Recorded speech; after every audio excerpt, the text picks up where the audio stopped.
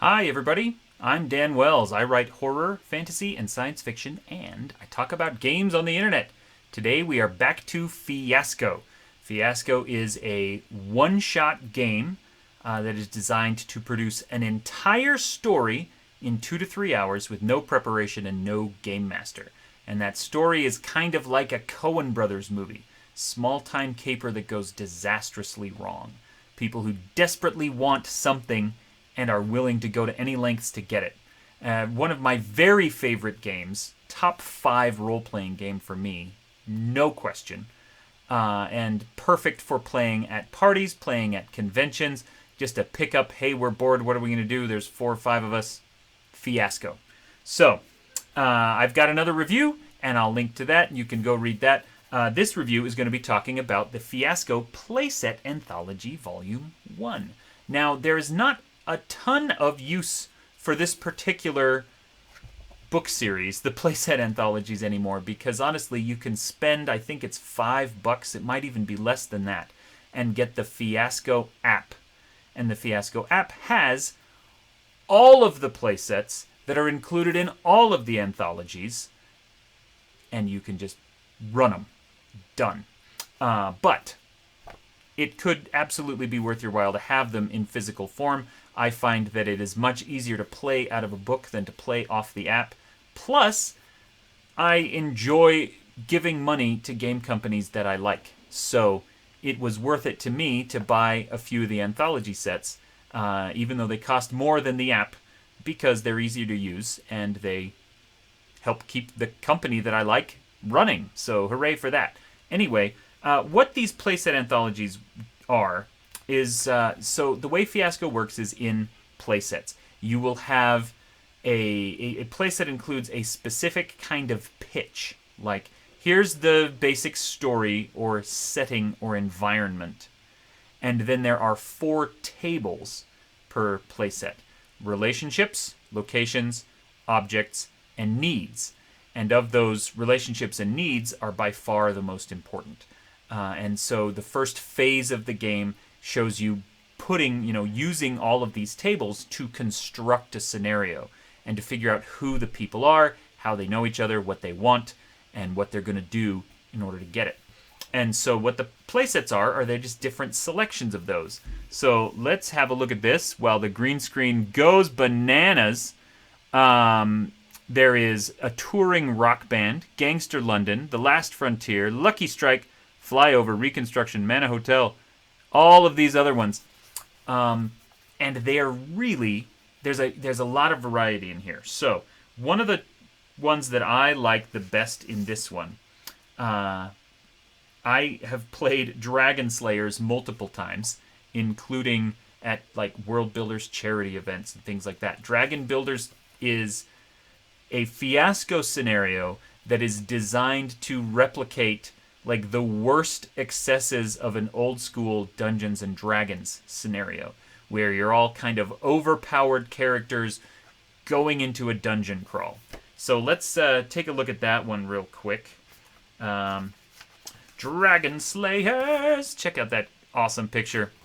And so, it starts with 3 paragraphs of intro, what this is like, and then movie night, if you want some kind of pop culture touchstones, so that you know what kind of story this is intended to recreate, and then tips on how to play it and some credits for who wrote it.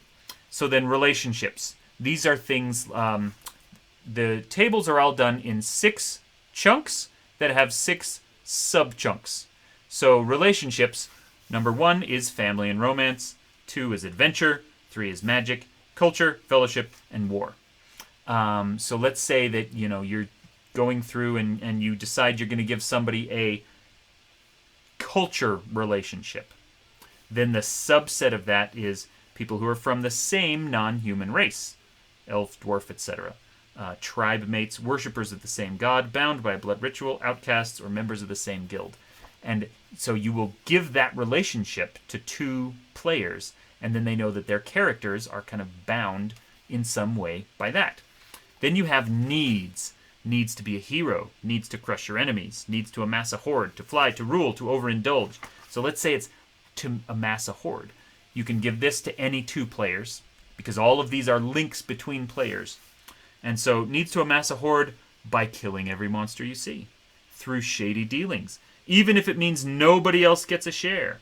Amass a horde of forbidden lore, to amass a horde to fund a private army, to amass a horde so you never have to adventure again. All of these things are going to start guiding your scenario creation towards a very specific setup where you're going to end up as an adventuring party or something like that, and then go through this fantasy story. So some of the other playsets in this book that I really love, Transatlantic is kind of a Titanic-era cruise ship. And I've played that straight. I've played that where it went supernatural and a kraken ended up eating the ship. There's a lot of different choices there. There is Dallas in 1963, if you want to play a Fiasco scenario centered around the assassination of John F. Kennedy.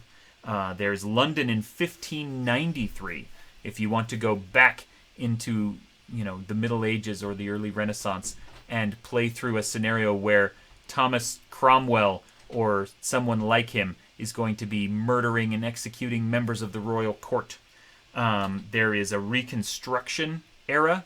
There is Flyover is like the Midwest, some little podunk nothing town in Kansas or Oklahoma or something, where the stakes might feel low to an outsider, but to someone who lives there, it's all very important. And then the very last one in the group is called Nut People.